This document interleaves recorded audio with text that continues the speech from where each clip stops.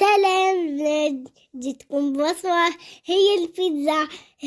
وصفة لذيذة وباهية.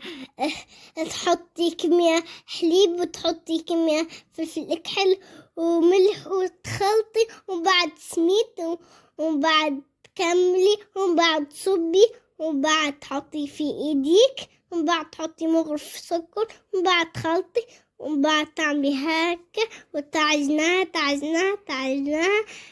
تحكمي، تعملي بصبعك، تعملي زيت، وبعد انت الوصفة تحطي شوي صوص بيتزا طيب شوي، تحط تعجناها مليح في بلان، وتزيدي تحطي زيتون، وتحطي الحوت، وتزيدي تحطي النعناع وتقصاها، وبعد تاكلها تلقاها بنينة.